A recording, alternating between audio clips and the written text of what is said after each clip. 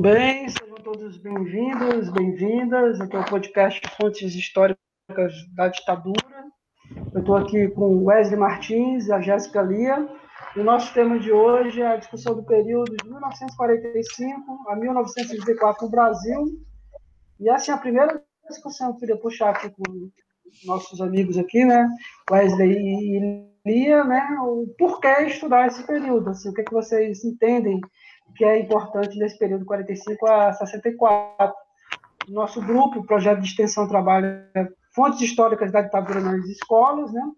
Eu queria que cada um, né, falasse um pouco do porquê que a gente está estudando, fazendo esse podcast sobre esse tema, como gosta de dizer a Lia, né? Indo muito além da onde os carros, né, o ônibus que nos levavam para as escolas presencialmente, podem nos levar, né? Por que, Lia, a gente está fazendo esse debate sobre esse período 45 a 64? O que é que ele tem para nos dizer? A palavra é sua, Lia. Oi, gente, eu sou a Jéssica Lia, sou estudante de História da Universidade Estadual do Ceará, do campus FECLESC, sou do 5º semestre e também sou bolsista, né, como já tinha falado no outro episódio, bolsista de extensão do projeto. Então, eu acredito que para a gente estudar isso é mais para podermos conhecer a nossa história, podermos ser críticos às situações políticas ocasionadas, porque, querendo ou não, o que aconteceu no passado muitas vezes interfere no nosso presente, vai interferir. Tem situações para estudar o período da ditadura, a gente tem que entender o que foi que ocasionou essa ditadura, o que foi que os grupos políticos do momento fizeram para esse acontecimento rolar, para poder haver um golpe. A gente precisa entender que nós vamos falar agora do período de 45 a 54. Existiram momentos e situações, jogos políticos, no caso, que fizeram interferências na política presidencial para poder criar essa situação de golpe. E eu acho que é muito importante a gente estudar a nossa história brasileira, porque muitas vezes, quando a gente trabalha sobre a ditadura, a gente sempre traz uma situação global. Claro que é necessário também falar sobre a situação mundial, mas também existe a importância da gente conhecer a nossa história e tratar da situação brasileira. Por que que ocasionou a partir da nossa história, a partir das situações ocorridas aqui no Brasil. E quando falam assim, a gente está até discutindo antes, né, Lia? Esse período como experiência democrática, né? O que é que traz para você essa expressão, essa experiência democrática desse período de 45 a 64? O que é que você acha disso? Essa expressão me diz como grupos sociais, grupos começam a ser ativos. Por exemplo, a gente vai ver situações das ligas camponesas vão ressurgir, por exemplo. São grupos que vão atrás dos seus direitos. E nesse período, principalmente, a gente vai ver uma experiência de pessoas em busca dos seus direitos, em busca de votar em um presidente que eles acreditam que vai ajudar na melhor situação para o período. Tem a questão também que, quando a gente fala de democracia, que a população vai decidir, que é o que eu já falei sobre o voto, a população que vai atrás. Então, a população ela vai ter uma voz ativa, ela vai ter uma participação, ela vai ter uma simbologia, principalmente os trabalhadores, para esse período, para essas lutas, essas buscas dos direitos. Então, essa experiência democrática visa muito na participação da população em busca dos seus direitos, em busca de novas participações políticas que visam uma melhoria para o Brasil, que visam um olhar para as classes sociais, para grupos que muitas vezes não são ouvidos, não são vistos, e eles querem ter essa participação política e querem ser mais ativos politicamente. Pronto. Então, a Jéssica Lia, pessoal, a moça que nossa bolsista do projeto, fontes históricas da ditadura, projeto de extensão, que faz os debates nas escolas há 2 anos e tal, e ela, a Jéssica Lia, né, que criou aqui a frase, o espírito dessa fase que a gente está vivendo, infelizmente, por conta da pandemia, de não estar indo nas escolas, presencialmente, nas várias cidades aqui do Sertão Central, né, e ela criou a expressão, né, a frase, né, indo com o podcast, o YouTube, os canais digitais que a gente está usando aqui do projeto, muito além da onde os carros, né, e os ônibus podem nos levar. A nossa ideia é justamente essa, fazer debates, reflexões com vocês, dialogar com vocês sobre esses temas ligados à ditadura de 64. E aqui, no caso, especificamente, como a Alia já explicou muito bem, agora eu vou passar a palavra para o Wesley, né? A experiência democrática de 45 a 64. Wesley, a palavra é sua, meu amigo. Opa, oi gente, tudo bem? Eu sou Wesley Martins, né? Sou estudante do curso de História da FECLESC, né? Campus da UES em Quixadá. Assim como a minha amiga Lia, também estou nesse processo de ida para o 5º semestre do curso. E como a gente já mencionou em outros episódios, eu estou aqui estudando e refletindo com o pessoal como voluntário, né? Do projeto e do grupo de estudos, Fontes Históricas da Ditadura. E, assim, eu acho que estudar esse período, né, de 45 a 64 é muito importante porque várias questões surgiram e se desenvolveram nesse período, né, várias questões, vários fatores, e tudo que se desenrolou nesse período, de certa forma, pode ser sentido hoje em dia, porque a história ela é processo, né, e esses processos eles têm rupturas e continuidades. E aí, aquilo que aconteceu de 45 a 64 teve desdobramentos, por exemplo, na ditadura, e a ditadura é um fato recente da nossa história, né? E aí, por isso que eu acredito que muito do que foi discutido e refletido naquele momento reflete ainda hoje. A questão do exercício da cidadania, né? A própria memória da ditadura, os projetos políticos daquele momento, de certa forma, ainda existem atualmente, né? A gente pode pensar, por exemplo, a ideologia trabalhista e tal. É claro que com diferentes roupagens, né? Não que hoje em dia as discussões políticas, os grupos políticos sejam tal qual o daquele período. É claro que com o passar do tempo as coisas se transformam, né? A história é processo, como a gente já mencionou. E aí eu acredito que é muito importante por causa disso, né? Para a gente entender um pouco a nossa história, para a gente compreender um pouco as discussões e grupos políticos atuais, não é? Entender um pouco, tentar compreender melhor a nossa realidade hoje. E aí a questão do termo experiência democrática, né? Da expressão, aliás, experiência democrática, é muito interessante a gente pensar ela com base nesse período, né, de 45 a 64, né, fim do Estado Novo até o golpe e posterior ditadura civil-militar, né. É interessante porque, assim, tem um debate no campo historiográfico e tudo a respeito desse período e como pensar esse período. E uma das possibilidades para se pensar esse período é justamente a expressão experiência democrática, porque como a Lia já falou muito bem, foi um período em que o exercício da cidadania ele foi gradualmente se expandindo, né? De 45 até 64.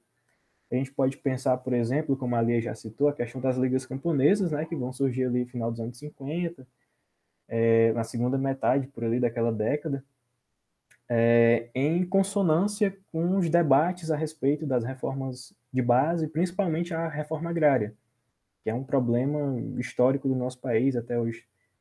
Tem muita discussão sobre isso, né?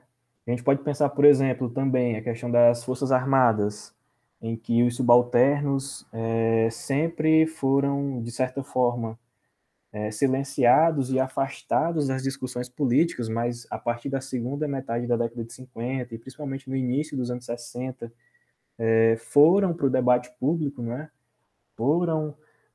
Participaram do debate público, participaram das discussões da época, participaram das mobilizações sociais pela ampliação de direitos na época, né?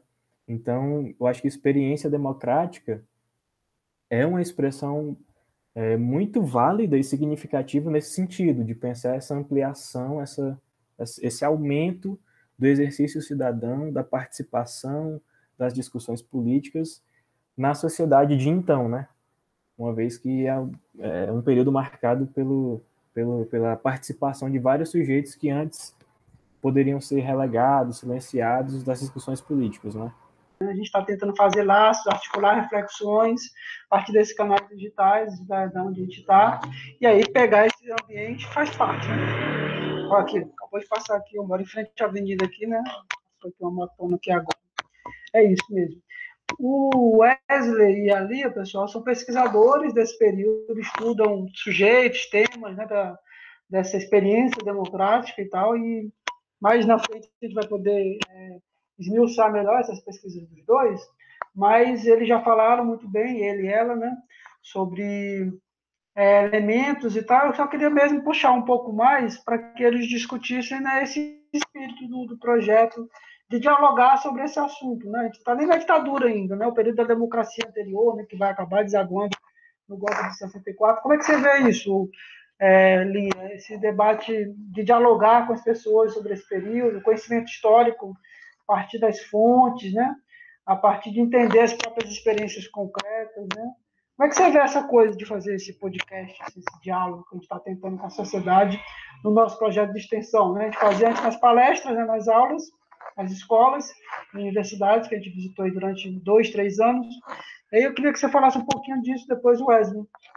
Como é que é esse diálogo, né, com o mundo todo, né, com a net, né? O que a gente está fazendo principalmente sobre esse período, 45 a 64, né? Quer dialogar sobre ele, tá? Eu acredito ser super necessário trabalhar esse tema, principalmente com outras pessoas, porque nós somos acadêmicos, nós somos universitários, e muitas vezes esses debates, essas discussões ficam só na instituição, fica muito preso. E quando a gente tem esse projeto que pode levar para fora dos muros da faculdade e trazer novos conhecimentos, novas discussões, porque a gente trabalha com alunos do ensino médio, trazer essa ligação, né? Ensino médio, faculdade, ver como é que os alunos interpretam, conhecem esse tema, é bastante interessante, porque vai haver uma troca de conhecimento. Nós somos pesquisadores sobre o tema. Quando chegamos na sala de aula, juntamente com o professor, né, com esse diálogo com o professor, com a escola, podemos ver uma situação muito interessante, porque os alunos já podem ter estudado sobre ou podem conhecer o tema a partir das ideias dos seus familiares, de amigos que podem discutir esse tema ou não. Então, eles vão ter algum tipo de conhecimento, um conhecimento comum ou um conhecimento epistemológico, mas eles vão ter esse conhecimento. E essa troca, essa interação entre o que nós estudamos e o que eles acreditam é bastante interessante, porque a gente pode ver como é que esse tema está sendo trabalhado no ensino, como no ensino básico, para a gente discutir e refletir situações que muitas vezes, quando se fala de ditadura militar, é renegado, fala de uma situação que não houve, simplesmente tentam trazer uma ditadura. Algumas pessoas, é claro, falam que não houve ditadura, falam que foi uma ditadura branda. Então, faz essa discussão. O que foi a ditadura? o que aconteceu nesse período de 64 a 85, discutir também essa experiência democrática de 45 a 64 também é importante, para saber o que é que eles conhecem sobre o período, e não só com os alunos, né, mas com outras pessoas. Pode ser uma interação com outras instituições de faculdade, para a gente fazer esse diálogo, porque é importante a gente conversar, a gente levar essa reflexão para outras pessoas, não ficar só como nada no nosso grupo de extensão, porque é um conhecimento e esse conhecimento precisa ser repassado. E principalmente quando se fala de história, porque há algum tempo atrás, nesse período de eleição, a gente sabe como foi a perseguição para os professores de história. E hoje a gente está aqui criando esse podcast para poder fazer a diferença, para poder falar da sua importância, de como trabalhamos, que não é coisa da nossa cabeça, não é as vozes da nossa cabeça, como dizem os memes da internet. É algo estudado, é algo crítico, é algo baseado com fontes. Então, a gente está aqui hoje, é claro, com todos os nossos privilégios de poder criar esse podcast, para tentar repassar o nosso conhecimento e dialogar também com as pessoas que vão nos ouvir, porque a gente está aberto a diálogo, seja pelo e-mail, seja pelas nossas redes sociais, a rede social do grupo de estudo. Então, a gente é aberto ao diálogo, a gente é aberto a essa discussão historiográfica. Então, estamos aqui hoje para falar sobre isso, sobre a importância de entender a história dentro das nossas vidas, para entender a história de outras pessoas que vivenciaram esses fatos e poder ressaltar, né, esses momentos e criticá-los, porque não basta só a gente entender o que aconteceu, a gente também tem que criticar o que houve, por que aconteceram situações de golpe, por que que ocasionou isso. Massa mesmo, muito massa mesmo. Como eu já falei, tanto a Lia como o Alan, esse tema na faculdade, né? Esse contexto, né? Experiência democrática, vou deixar vocês curiosos, curiosas, só no final isso vai ser revelado, não sei se quiser falar, isso pode também, mas só no final, com certeza, que a gente vai aprofundar mais as pesquisas individuais dele e dela sobre o tema e tal. E passando a palavra para o Wesley, depois eu queria que a Lia também falasse disso, né? Desse debate historiográfico do período, né? Experiência democrática, 45 a 64, tem alguns termos, alguns conceitos, né? Que expressam o debate, né? Historiográfico que não está fechado, apesar de ter muita pesquisa, muita explicação qualificada, né? Aí existe uma discussão que vai ser refletida justamente com o debate sobre alguns conceitos, né? Eu queria que o Wesley falasse disso, depois a gente voltava a palavra para a Lia, né? Populismo, nacional-trabalhismo, queremismo, né? Eu queria que você desse uma palhinha sobre isso, Wesley. E nessa linha também do que a Lia já disse, né? Da importância do podcast, desse meio, né, digital que a gente está usando para dialogar com as pessoas sobre o conhecimento histórico da ditadura e, mais especificamente ainda, né, conhecimento histórico do que a gente chama, brincando, né, do pré-ditadura, né, que é esse contexto da experiência democrática. Queria que você falasse também sobre isso. Fazer um podcast sobre esse tema específico e esses conceitos que eu citei há pouco, né? Como é que você entende o debate historiográfico disso? Como é que a gente pode compartilhar com as pessoas sobre isso? Pronto.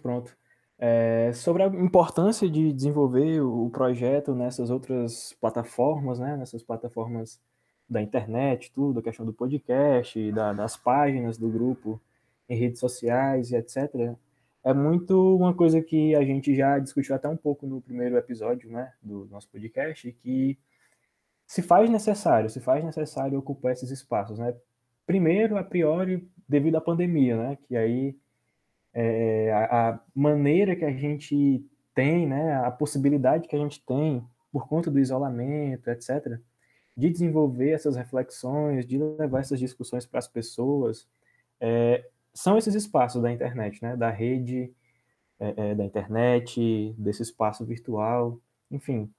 E aí, como a Lia já muito bem falou, né?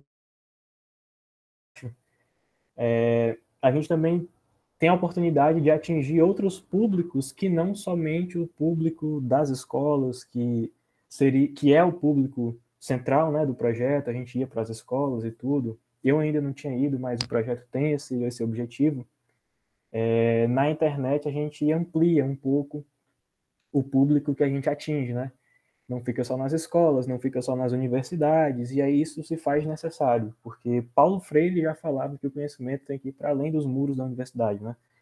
E aí, especificamente sobre a ditadura e esse período pré-golpe, tudo que a gente costuma trabalhar, que a gente está discutindo aqui, refletindo, é muito importante porque,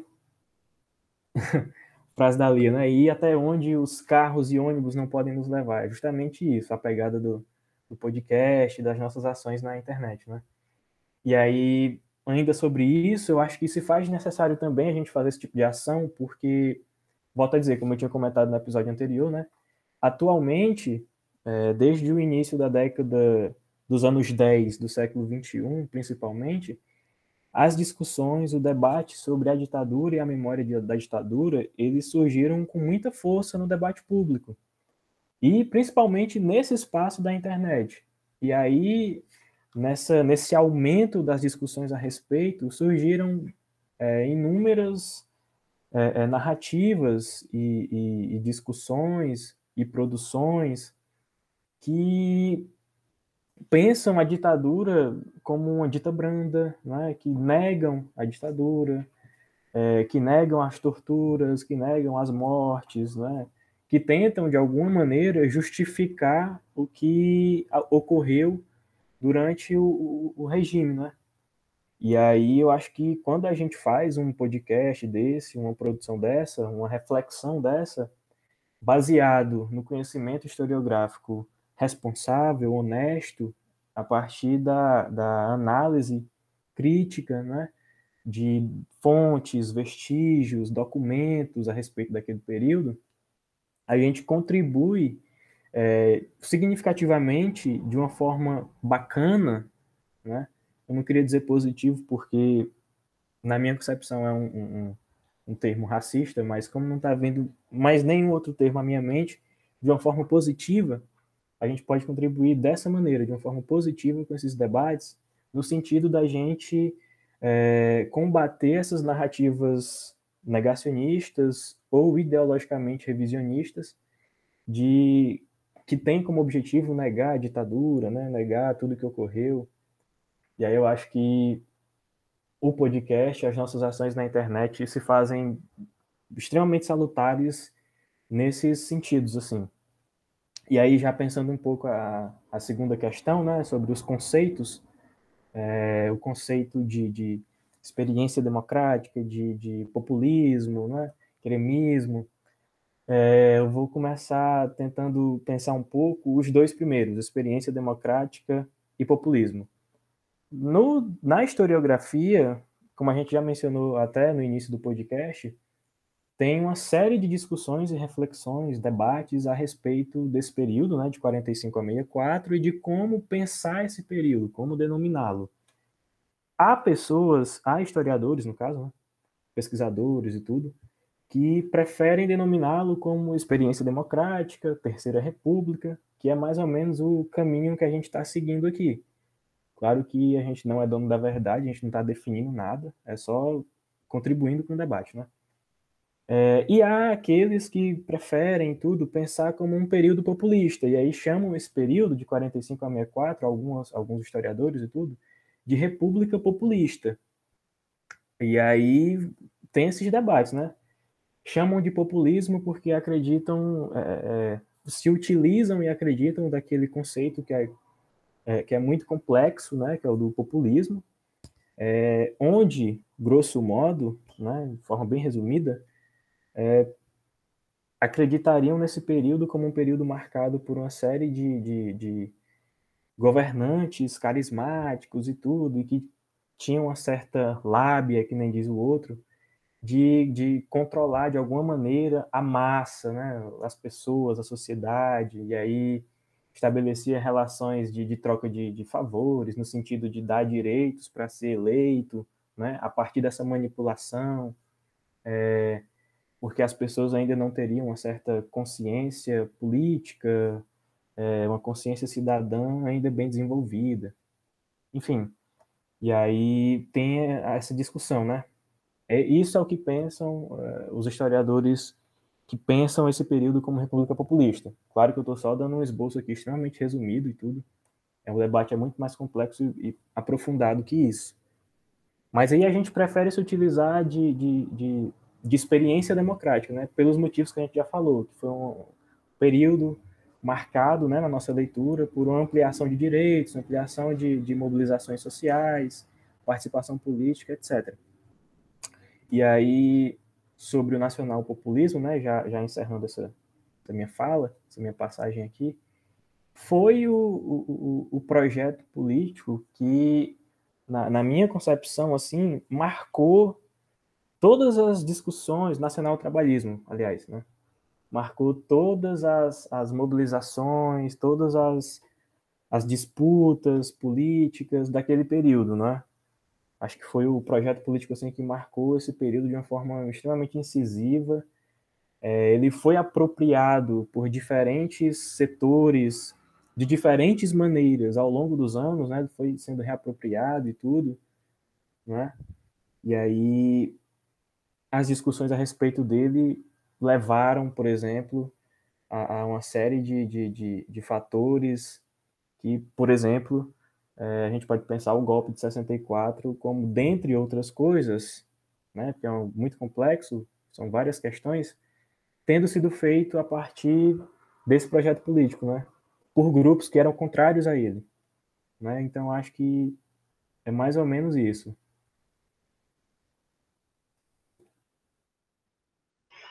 Legal, legal demais.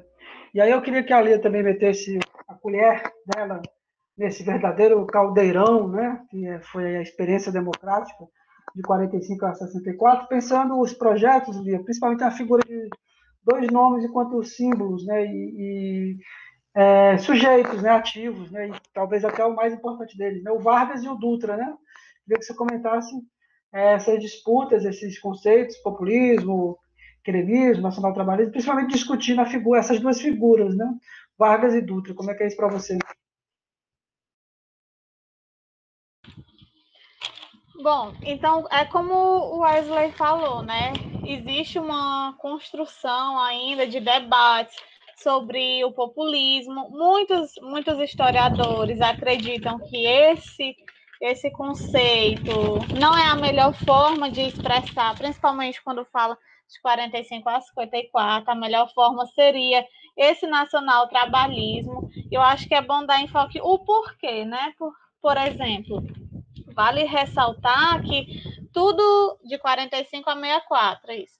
Vale ressaltar que houveram reivindicações trabalhistas, porque, por exemplo, na época do Dutra, houve uma participação dele muito autoritária, envolvendo também um contexto mundial, como a Guerra Fria, tinha a questão de vendo aquela ideia sobre o anticomunismo, sobre como é errado, sobre como poderia acabar com o Brasil. Então, o Dutra ele começa a utilizar meios autoritários.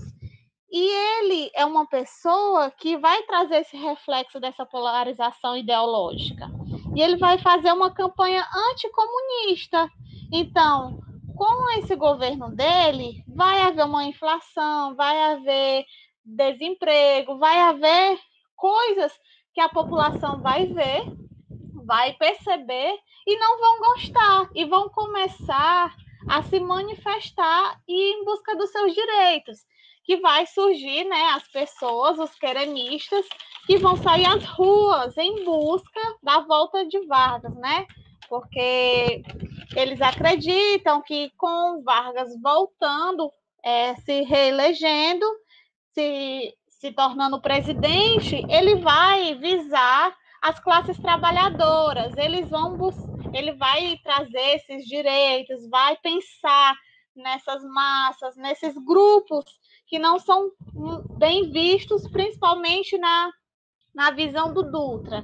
Então, o queremismo, ele é um movimento social, em que ele fazia parte de grupos, principalmente trabalhadores, que saíam às ruas com cartazes e diziam: queremos Vargas, queremos ele no poder. Por quê? É como eu já falei, eles estavam em busca dos seus direitos. Por isso, essa experiência democrática, as pessoas vão começar a sair nas ruas. Então, existia também o Nacional Trabalhismo, vai ter o PTB, que vai fazer parte, né, desse jogo político, vai querer fazer parte dessas manifestações, porque, querendo ou não, o trabalhismo e o queremismo, eles bebiam da mesma fonte, eles tinham os mesmos ideais, só que o PTB, ele era um partido em que buscava, por exemplo, um registro junto à justiça. E o queremismo, ele poderia se aliar a outros grupos, a outros partidos, porque não era um partido, era um movimento social. Então, eles poderiam fazer alianças com o Partido Comunista, poderiam fazer atividades voltadas a um grupo como o PCB, que era o Partido Comunista da época. Também tinha atividades voltadas junto com o PTB. Então, essa época, você pode ver os diversos conflitos que vão acontecer na época de Dutra e que as pessoas vão se reivindicar.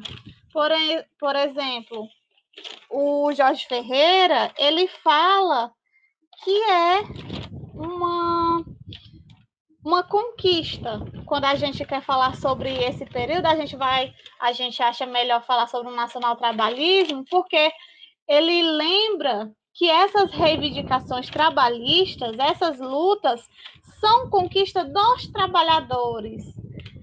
Por exemplo, a Maria Helena Campelato, ela vai trazer, né, uma discussão do populismo latino-americano, em que muitos vão falar que existia o populismo na época de Vargas, na época de Perón e de um outro que eu não estou lembrando. Mas eles tentam associar Vargas a esse período populista. Só que vale ressaltar que a gente não pode associar ao Cardenas. Obrigada, Wesley. A gente não pode associar esses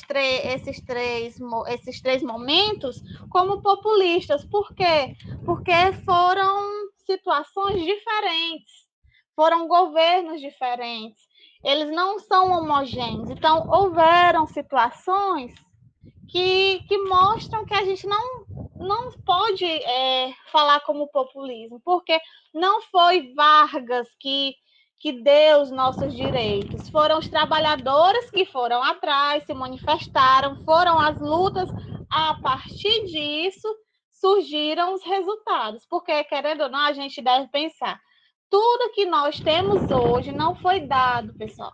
Tudo que nós temos de direitos foram conquistados. Tiveram trabalhadores que tiveram que ir às ruas para lutar, tiveram sindicatos que iam atrás dos direitos, essas construções dos sindicatos. Existiram as ligas camponesas. Isso, trabalhadores e trabalhadoras. Vocês estão me deixando doida com esse chat. Tocando, né? Voltando ao assunto, existiam as ligas camponesas que queriam os seus direitos, que estavam atrás, né, de uma reforma agrária. Então, todas essas situações, elas não se encaixam, né, nessa discussão populista, porque ainda está em construção esse tema. Então, por isso que a gente fala de um nacional-trabalhismo, para trazer um protagonismo desses agentes políticos, desses agentes sociais para a nossa história, porque vale ressaltar que tudo isso foram conquistados por todos eles. Essas manifestações, elas vão canalizar os interesses efetivos dos trabalhadores. Lia, você vem falando da figura do Vargas e até onde eu estou um ponto aqui central, que são as forças políticas do período. Né? Então, eu queria que você explicasse um pouco quais eram os partidos, as forças políticas desse momento de experiência democrática e como é que eles se relacionavam com o Vargas, inclusive já chegando ao ponto do suicídio dele, né? Tá bom.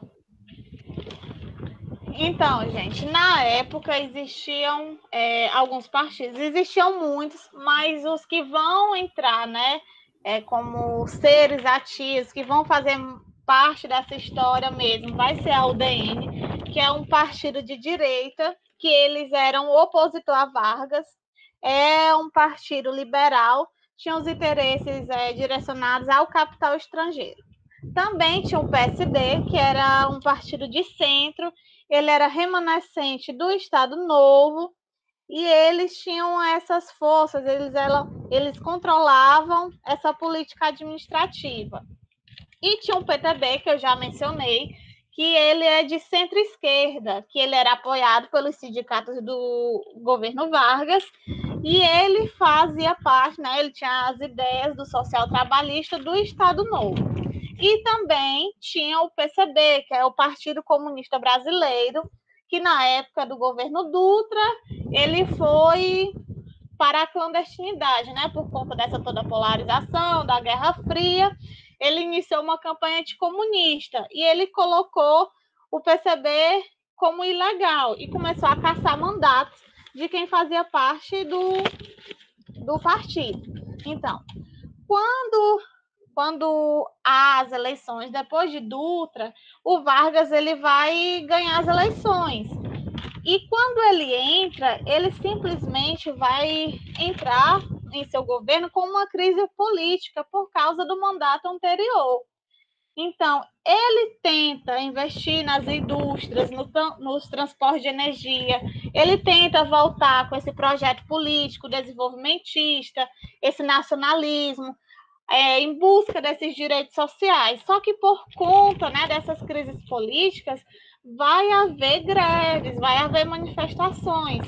E uma que deve ser ressaltada é a greve de 300 mil, por conta desse aumento do custo de vida, que as pessoas vão reivindicar, não vão aceitar.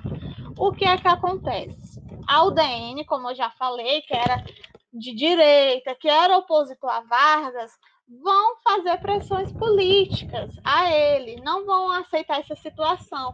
Então, ele vai se sentir pressionado, vão tentar fazer um golpe nele, só que antes disso, ele se suicida.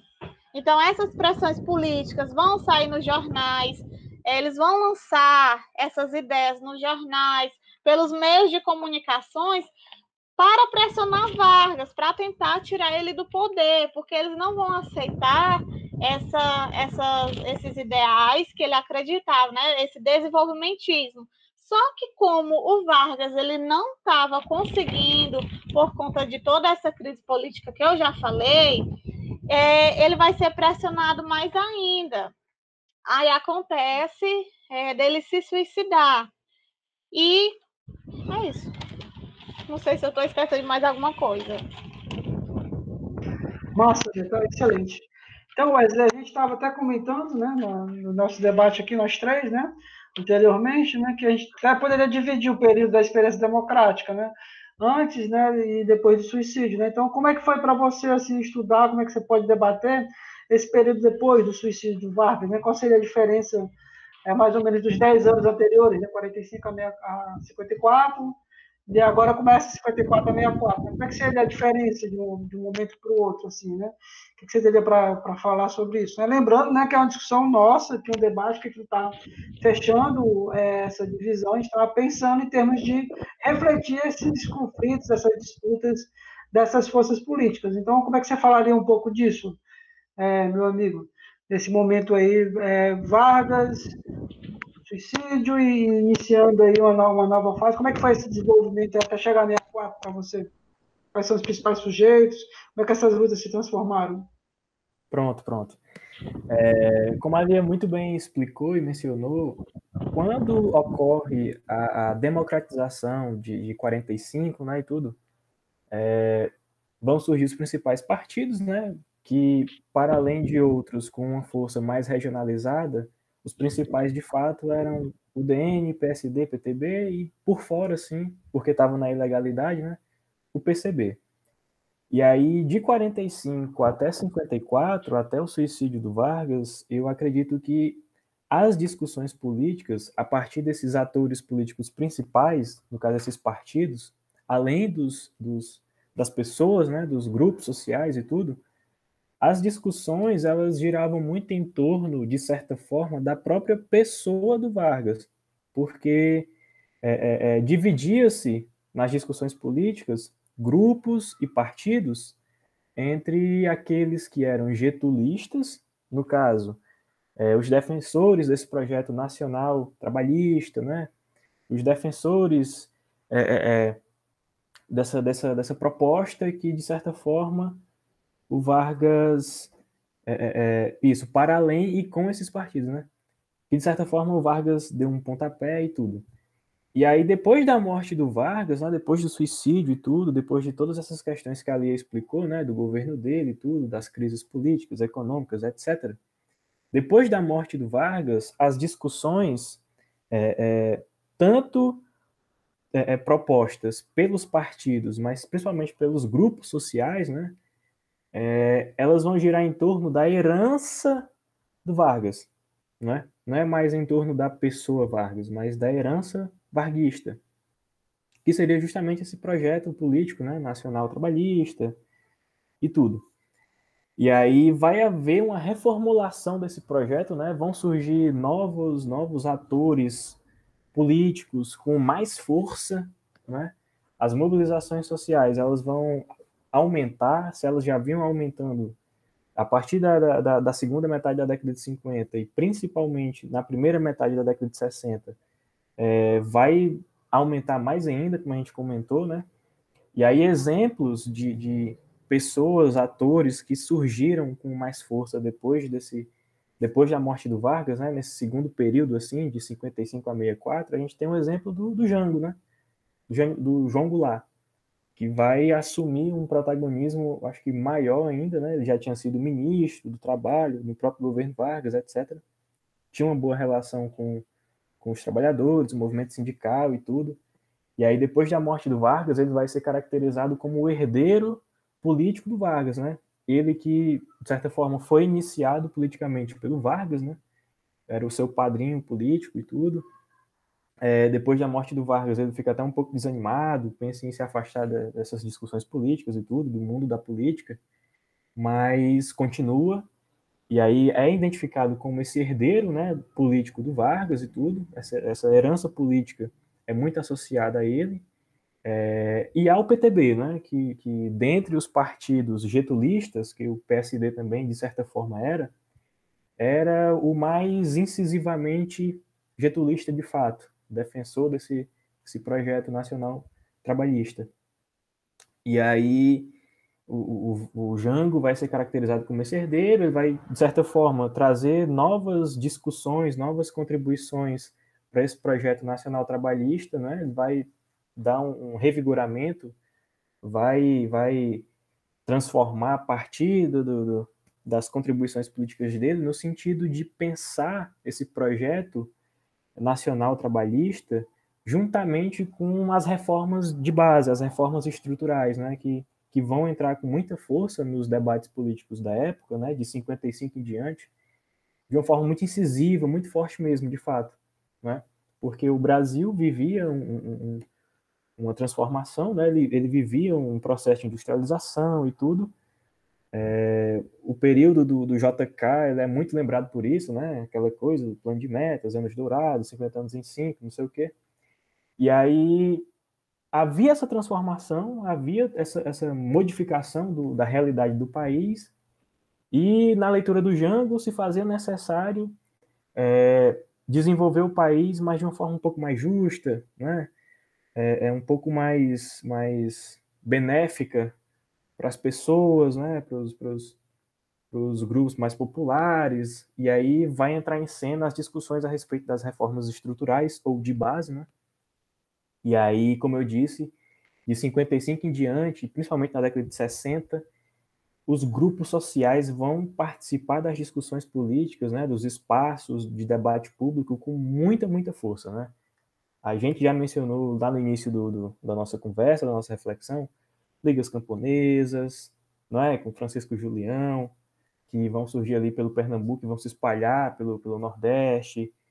O movimento estudantil, depois de 58, por exemplo, ele vai participar de uma forma muito forte, muito incisiva nessas discussões a respeito do nacional-trabalhismo, das reformas de base, uma vez que seus diretórios vão se modificar, né? Eles eram, de certa forma, até 58, um tanto quanto conservadores, mas aí vai se modificar esses quadros e eles vão participar desses debates, né? A gente vai ter a ascensão, de certa forma, de setores progressistas da igreja, né?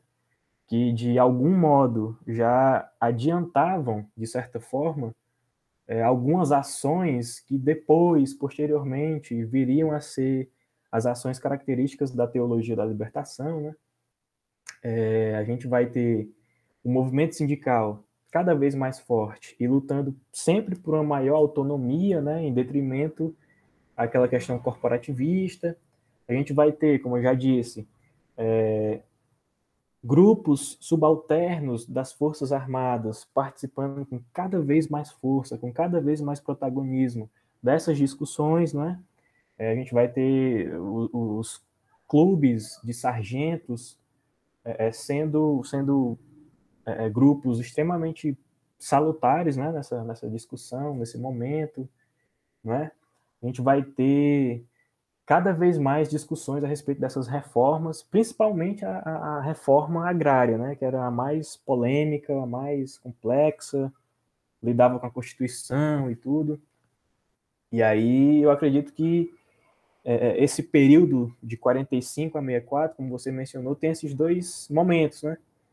Um primeiro momento mais voltado para uma discussão, para os debates políticos mais envolvidos na própria figura do Vargas, e de 55 a 64, a partir da herança dele e da ampliação da participação política, do exercício cidadão, né? Eu acho que vai mais ou menos por aí. Bem, pessoal, vocês devem estar percebendo, né, que está chegando aqui na reta final, né? Como alguns historiadores e historiadoras falam, né, na antessala do golpe de 1964, né? E aí eu queria ouvir a Lia sobre essa antessala, né? O caldeirão da experiência democrática está fervendo como nunca, né? Está até transbordando, né? Vai azedar, vai borbulhar aí, vai entornar, né? O caldeirão vai entornar esse período aí final dessa experiência, sabendo, né, que as pessoas que viveram lá o período, né, do 45 a 64, não sabiam que ia terminar no golpe, né, como foi em 64, né? Porém, terminou, né? Foi o que aconteceu concretamente e já aconteceram aí, como vocês falaram, várias disputas, né, nesse processo aí, né? Então, Lívia, como é que você pode falar para a gente desse momento aí anterior ao golpe de 64, esse caldeirão, esses sujeitos, né?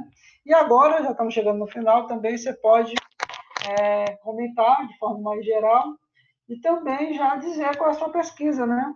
Acerca da experiência democrática, né? No final da sua fala, você pode desmiuçar um pouco mais da sua fala, de como é um ingrediente desse caldeirão. Tá bom, Lia? É interessante falar, né, sobre essa experiência democrática, que ela foi intensa. Mas intensa por quê? Porque existiram jogos políticos, existiram insatisfações pelos grupos, né, de direita, esses grupos conservadores, esses grupos que eram antivarguistas e anti essa ideia de desenvolvimentismo nacional. Então, houveram situações em que eles não ficaram satisfeitos, utilizaram repressões, utilizaram formas para presidentes serem renunciados, formas para que outros presidentes não assumissem o poder, porque eles sempre tentavam associar ao comunismo, a associar a herança de Vargas como algo ruim, como algo que não prestasse, e principalmente como toda essa situação foi motivo de causar o golpe, porque, querendo ou não, o Jango, ele vai ser uma participação ativa durante esse período. Ele vai ser vice-presidente de JK, então ele vai ser presidente do Partido Trabalhista Brasileiro, PTB. Ele vai fazer parte, né, dessa situação, dessa política envolvendo esses mandatos. Ele vai tentar trazer, né, essas ideias, essa herança de Vargas, essas reformas para ajudar o Brasil. É importante perceber como esses grupos que eram contra fizeram uma situação, uma bola de neve até chegar a 64. Quais situações eles fizeram? A gente vê que a UDN ela sempre está presente para tentar trazer uma pressão, ou seja, pela ideia anticomunista, pela ideia autoritária, porque, querendo ou não, traz esse som, essa ideia, esse conceito autoritário nas demais situações, seja no governo de Dutra, seja o Carlos Lacerda, tentando trazer, a partir da imprensa, uma agressiva campanha contra Vargas, para ele renunciar, tentando trazer uma campanha por conta da crise política, para aumentar as pressões nos atuais presidentes. Então, eles vão fazer uma campanha contra Juscelino, vão tentar fazer uma campanha contra Jango, e tudo isso vai ocasionar por conta dessa ideia de desenvolvimentista, por causa dessas reformas. E para falar da minha pesquisa, né, eu pesquiso as mulheres de direita na ditadura. Só que para falar especificamente disso, eu pesquiso as mulheres de direita no Ceará. Como foi que eu cheguei a esse tema, né? A esse objeto de pesquisa? Eu estava vendo alguns jornais da época, quando eu era participante só do grupo de estudos, e achei um jornal de mulheres de direita no Pernambuco, Diário de Pernambuco, onde elas tinham uma coluna nesse jornal para falar das situações desse grupo, o que é que elas faziam sobre o comunismo, para alertar as famílias, para as mulheres serem ativas contra essas situações, contra essas pessoas que eram do Partido Comunista, contra esse fantasma vermelho que elas utilizam esse termo. Aí eu comecei a pesquisar, falei com o Edmilson sobre isso, sobre como eu fiquei interessada, e ele me recomendou o livro da Janaína Martins Cordeiro, né, que é Direitas em Movimento, em que ela vai falar sobre a Cande, sobre a ditadura no Brasil, como esses grupos de mulheres eram participativos, como era a sua ativação, o que é que elas faziam.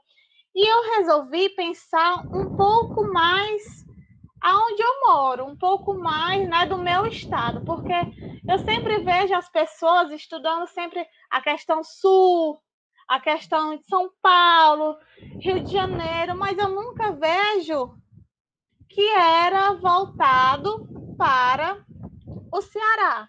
Então, quando eu comecei a ler, né, sobre a Cande, que fala muito sobre essas outras regiões, né, que fala sobre esse grupo da região do Rio de Janeiro, de São Paulo, eu pensei, vou falar sobre o Ceará.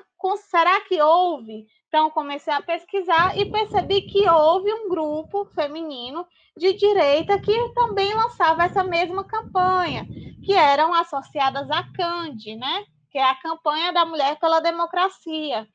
E elas tinham como principal representante vale, meu Deus, como é o nome da mulher? Eu já esqueci. A primeira-dama. Vale, a primeira-dama. Eu esqueci. A Luísa Távora, pronto. Eu tô tão esquecida. Tinha como primeira-dama a Luísa Távora como representante. E o que é que acontece? Eu só acho esse grupo voltado para a Luísa Távora. Então, eu comecei a lançar os meus questionamentos. Cadê as outras mulheres? Por que, que a Luísa é a principal falada sobre o grupo? Por que, que as outras ficam no canto, né? São deixadas de lado? Você não vê outras vozes sendo faladas por elas? Será que envolve principalmente o marido, que era governador? Será que essa ideia foi lançada pela própria Luísa? Será que ela tinha contato com as presidentes dos outros grupos? Como é que se davam as atividades feitas aqui em Fortaleza, não, aqui no Ceará? Será que essas atividades que eram feitas também eram lançadas nos jornais locais? Será também se existiam grupos femininos de direita no interior do Ceará, aqui na minha cidade ou em outras localidades? Então, eu tentar buscar essas respostas. Eu preciso, né, dessas respostas para continuar a minha pesquisa, buscar solucionar alguns problemas, algumas ideias que eu ainda estou questionando na minha cabeça, como essas representatividades afetavam as famílias, porque, querendo ou não, esses grupos eram formados pelas chefes de casa, né? São as mulheres, são chamadas assim no caso, que eram chefiadas por elas. Essas mulheres, será que apenas eram donas de casa ou também eram participantes políticas, como a Luísa Távora, querendo ou não, ela tinha um renome por causa do marido? Será que outras também eram assim? Também faziam parte da política?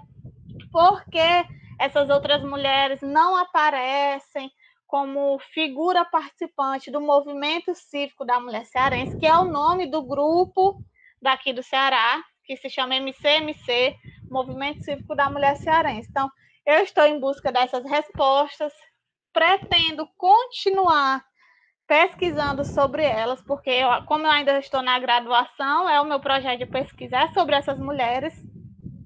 Busco também pesquisar outras mulheres, como a do Pernambuco, porque eu também não achei trabalhos feitos sobre cada grupo, mais sobre a Cande mesmo. Então, eu pretendo pesquisar sobre esses demais grupos que muitas vezes não são falados por conta, né, de tudo que aconteceu, por causa da ditadura e por conta de todo esse silenciamento. Eu preciso, acho que já é uma cor dentro de mim que fica matutando, como diz aqui no Ceará, que fica me questionando, que é necessário para mim, eu preciso saber o que foi que aconteceu com esses grupos e como foi que se consolidou esse silenciamento a partir deles, a partir dessas atividades que eram super ativas e depois eles sumiram. Você não vê mais essas mulheres falando sobre esses grupos, ou então hoje em dia essas mulheres falando que houve. Então é muito, porque quando se trabalha a ditadura, a gente fala muito sobre a esquerda, muito sobre, né, sobre as manifestações, tudo o que houver, as repressões, as inflações, tudo. Mas eu não vejo falando sobre essas mulheres de direita e todo esse seu movimento. Chegada a hora também para você, né, Wesley? Então, vamos lá, esse pré-golpe aí e tal, e o seu objeto. Pronto, pronto. Como a Lia já mencionou muito bem, né, comentou muito bem, aquela década de 60, aquele início ali, né, até 64, ele era muito intenso, né? Muito, muito intenso, as discussões políticas, as mobilizações sociais, né? Como você mesmo comentou, Edmilson, era um caldeirão, né? Uma espécie de caldeirão.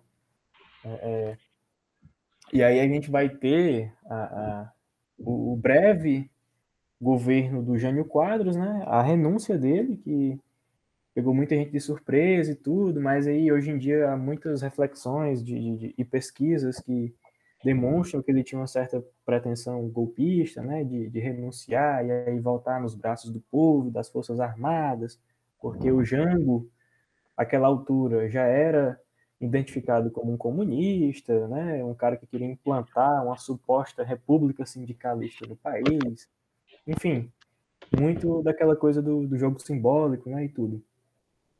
Aí a gente vai ter, com essa renúncia do Jânio Quadros, por que eu estou falando disso, né, a gente vai ter a famosa campanha da legalidade, né, puxada, organizada a princípio por outro cara que assumiu um protagonismo muito grande nesse período, né, que foi o Leonel Brizola, que em 61 ele era governador do Rio Grande do Sul, né, do PTB,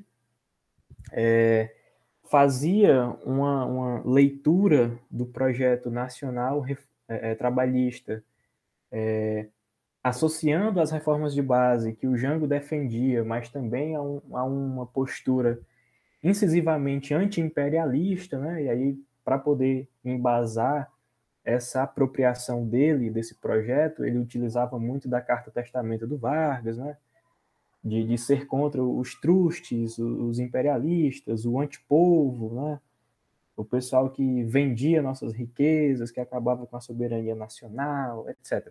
Esse cara vai ter um protagonismo muito grande em 61, né, articulando essa campanha da legalidade via rádio, né, convidando o povo, a população, a se organizar em prol da posse do Jango, né, e aí vai dar certo e tudo, o Jango vai assumir no sistema parlamentarista, depois vai vir o presidencialismo, né, com o plebiscito de janeiro de 63, enfim.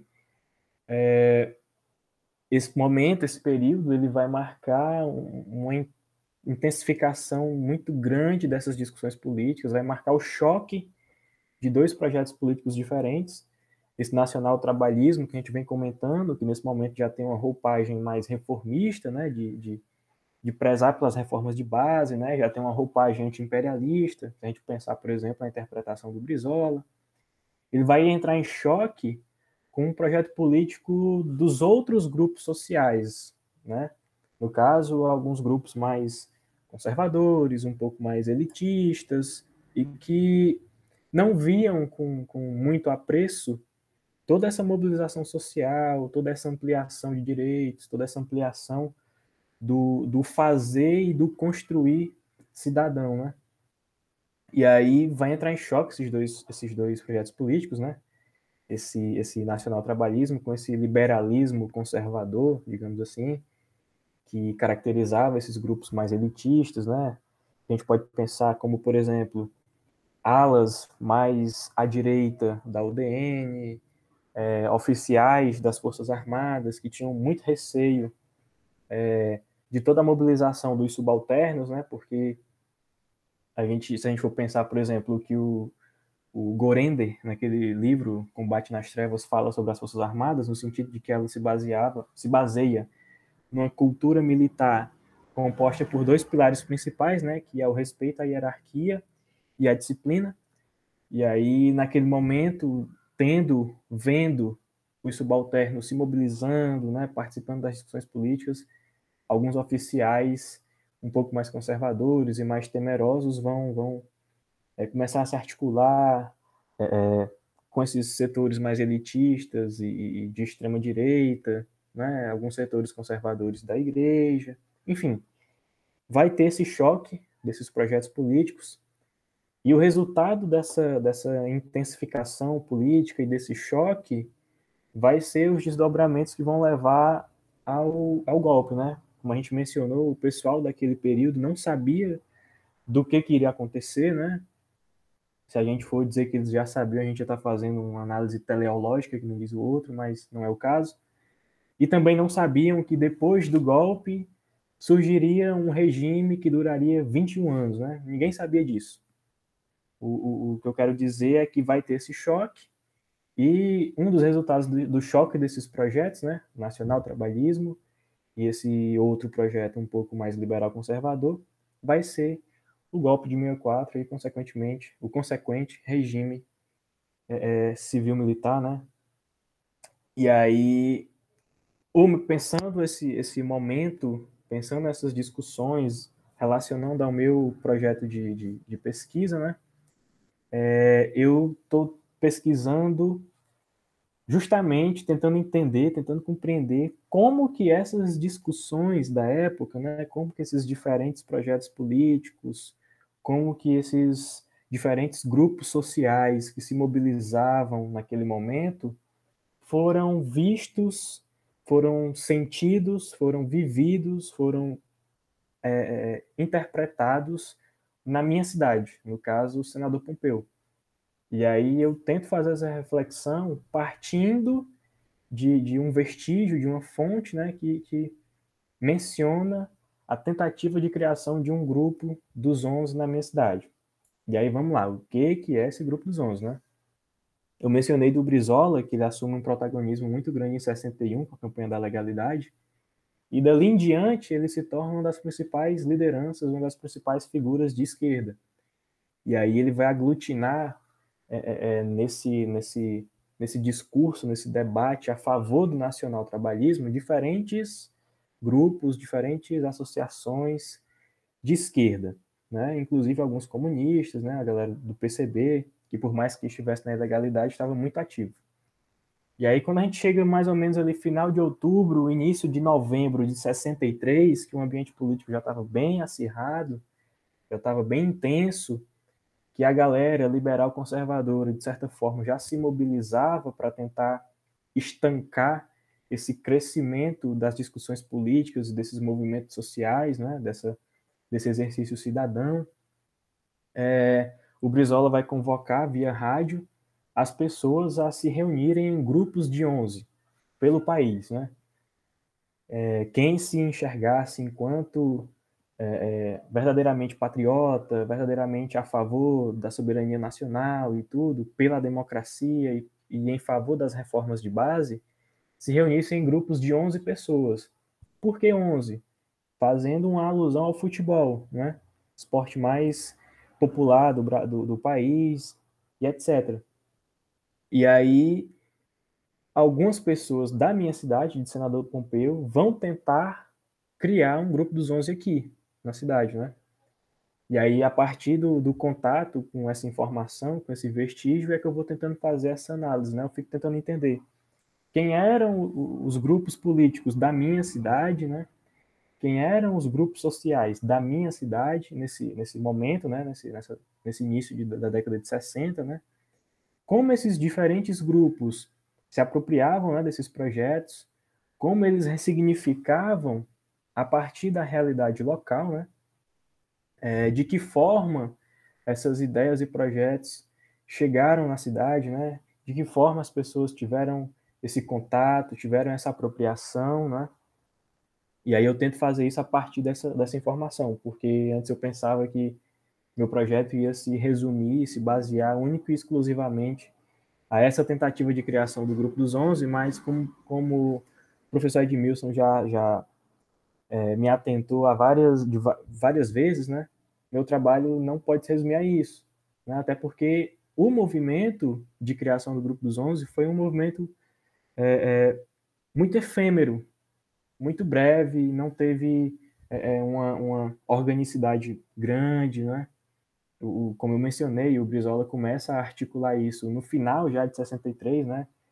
Outubro, novembro, e aí quando chega março de 64 já acontece o que aconteceu. Então eu tento pensar isso, são muitas questões, né? Eu fico pensando, poxa, como essas ideias chegaram na cidade, de que forma foram apropriadas, quem eram os grupos da cidade que se apropriaram a elas e tudo. Mas aí devagarzinho a gente vai tentando responder essas questões, né? Tentando compreender um pouco. Porque uma coisa que eu queria muito desde o início da graduação, que era um momento que eu não sabia ao certo o que pesquisar, mas o que eu queria muito e estou fazendo, é contribuir de alguma forma com a história da minha cidade. Pesquisar alguma coisa da minha cidade, né? E aí encaixou certinho, né? Essa informação do Grupo dos 11, essas discussões políticas da década de 60, né? E é mais ou menos por aí. Eu acho que é por aí. Muito bem, muito bem, muito bem. Muito bom, muito bom, muito bom, né, Lia? E aí, no caso, pessoal, a gente está chegando ao final. Espero que vocês tenham gostado, acompanhado até agora esse podcast do projeto de extensão Fontes Históricas da Ditadura, projeto de extensão do curso de História da FECLESC, UES, curso de História de Quixadá, Ceará. Vou passar a palavra para o Wesley e para a Lia, né, fazerem suas despedidas. Fiquem aí de ouvidos atentos para os próximos podcasts, né? Esse foi sobre a experiência democrática, 45 a 64, justamente mostrando como a história é feita de rupturas, continuidades, né? A gente fala da ditadura no projeto, mas era necessário também fazer essa reflexão, principalmente porque a gente conta com o Wesley e com a Lia como pesquisadores diretos desse período anterior, né? Querendo ou não, ambos estudam o início dos anos 60, né? Voltando talvez até para o final dos anos 50 e tal, então eles são pesquisadores da ditadura, mais especificamente do que a gente está chamando antessala do golpe, né? E também estamos propondo reflexões, inquietações e uma conversa com vocês que estão nos ouvindo, até porque conhecimento histórico desse período, todos os conhecimentos históricos estão em construção e ambos, e Wesley, né, estão precisando de fontes também relativas às experiências concretas dos seus objetos. Então, se vocês conhecerem pessoas que participaram das lutas políticas, senador Pompeu, início dos anos 60, ou conheceram mulheres que organizaram o apoio à tomada do poder pelos militares em 64, que é o objeto da LIA, aqui no Ceará, a Organização de Mulheres, né, que tem acervos sobre isso, informações, nomes de pessoas.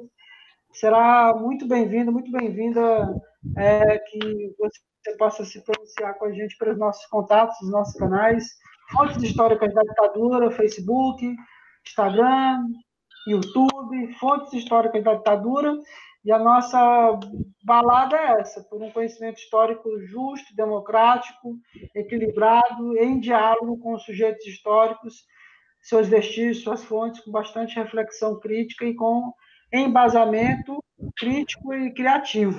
Passo a palavra para o Wesley e depois para a Lia se despedirem. Bom, gente, como o Edmilson comentou, né, a gente está tentando contribuir com essas discussões, contribuir com essas reflexões, né, a partir de fontes, a partir de vestígios, né, a partir de documentos e do fazer historiográfico de forma honesta, de forma responsável, né, tentando contribuir com esses debates, levando para vocês essas reflexões, né. Como ele mencionou, o conhecimento histórico está em construção, né, a gente não é dono da verdade, mas seguindo esse procedimento crítico, historiográfico, a gente tenta contribuir com essas discussões, né. Agradeço aí pelo espaço, pela oportunidade, pela conversa, né. É muito bacana conversar sobre isso, refletir sobre isso. Gratidão e vamos que vamos aí para os próximos encontros, para as próximas conversas, né? Obrigado. Passa a palavra para minha amiga Lia aí. Oi, gente. Eu só queria agradecer, né, por todo mundo ter ficado até agora para escutar as nossas falas finais. Só quero ressaltar a importância dessa discussão que a gente está fazendo aqui nesse podcast sobre 45 a 64. É muito bom a gente fazer essa reflexão e trazer novas indagações, novas perspectivas sobre esse período para quem está escutando, para quem está iniciando suas pesquisas, para quem pretende pesquisar sobre o assunto, sobre o tema, sobre esse período. Então, é isso. Muito obrigada. Espero que vocês escutem os próximos episódios, que vão ser com diversas temáticas que também são bastante interessantes.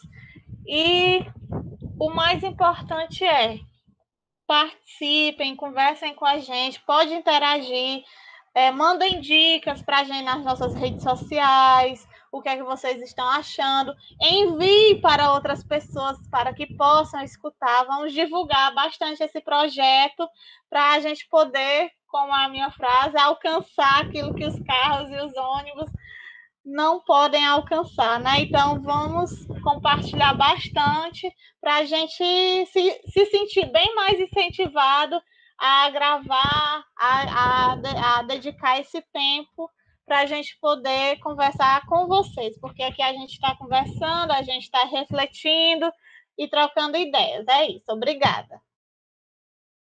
Ditadura nunca mais. Abração, pessoal.